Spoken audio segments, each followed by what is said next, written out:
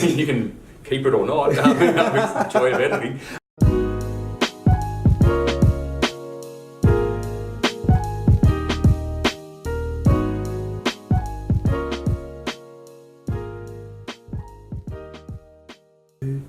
So SVA, Social Ventures Australia, 15 years old now. We were set up initially as a venture philanthropy organisation. Our intent is to be able to reduce disadvantage in Australia, but also we work with selected clients in other locations, and we want to be able to fix the systems that are broken. So a way to think about it is there are some things that are broken, and we will work predominantly around investment and advice and funding. So sort of three areas: investment, advice and funding. So with investment, we want to be able to invest in social change, be able to find organisations that we can give money to and we get a financial and social return, so some of the social enterprises. With advice, we support organisations to help them know where to go, what to do, and then whether they've done it well or not, and that both of those can take lots of different forms. And with the funding, we have a small portfolio of organisations we give money to and help them grow. We work across a number of different areas around Indigenous affairs, around housing, also in the education and employment spaces. So it's a fairly broad remit, but overall, it's like there's things that are broken, we will help try and fix it.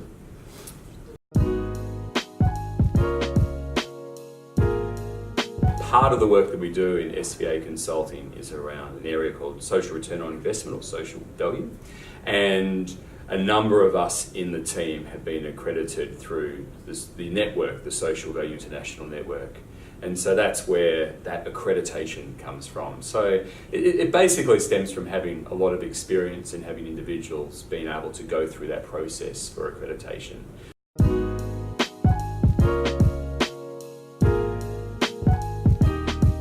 Four-letter acronym that has a lot to unpack, so SROI, Social Return on Investment. It's a framework that helps guide how we can account for value. And what that means is that in our society, we have all these systems for accounting for cash. So we can count money, we can have balance sheets and profit and loss statements, but we need systems to be able to account for the stuff that really matters, and hence it's accounting for value. And so the idea is that we need to change what people do in terms of telling the story about what changes, being able to work out what data and information to collect or measure, and also value that so that we can get to a point where we can compare the return on the investment. So all these changes happen, we measure it, we value it, and we can compare it to the investment.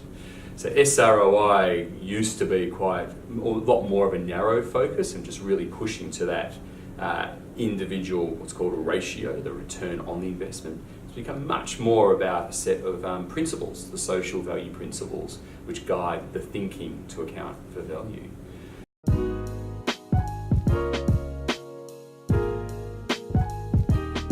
But the 7 principles are critical to guide what to do and how to do it. And I guess the first thing to highlight is the principle around involving stakeholders. So that's one principle. And the idea is that there's a power imbalance in how we do analysis and research, and we need to be able to tell the story from the perspective of those who are experiencing the change. So it's not just let's look down as some sort of benevolent dictator and say these are the changes that have happened. We need to go out there and hear the voices of those who are changing, who may not have a voice in policy discussions, and tell the story from their perspective. So an SROI, or social value analysis, should have a story for each different stakeholder group. So the first principle is around involving stakeholders and genuinely involving them, authentic engagement, not just, we collected a survey 4 years ago and this is what they said. It's like, let's really understand and interrogate that. So it means that the consultation and the conversations have to be semi-structured or open interviews. We have to be able to test those ideas with a number of different people over time and not just sort of land on one thing that we think is right, not just our idea. One of the other principles, already touched on a little bit, but it's really important, is around understanding what changes. So for each stakeholder group, understand what the changes are and tell that story. So that very much is talk to people, tell their story. They're sort of the first two. Another principle is around valuing the things that matter. And so what that means is that we are able to understand the relative importance of the different changes that occur, and if we can, use financial proxies to be able to value those changes, those financial approximations. So we talk to people, we tell the story, we value the most important stuff, or at least understand what's most important from that. There's a principle around a very exciting topic of materiality, which is about only including what is significant and relevant. It's a principle that's borrowed from accounting. So we can't tell everything, say everything. We've got to be able to hone in on the most important stuff. That's right across to who we speak to, who we include in the analysis, making sure that if we leave something, being careful, if we leave something out of the analysis, would that change the story for someone reading it? So being able to be really careful about considering what's significant and relevant and making a decision throughout the whole process. The fifth principle is do not overclaim, and this is where we ask questions like, would it have happened anyway? So if, for example, if Tai Tamariki program didn't exist, what would happen to these kids? Who else contributed to the change? So it's not just White Pereira, or is it, that's producing these changes? We ask questions like, how long do the changes last for?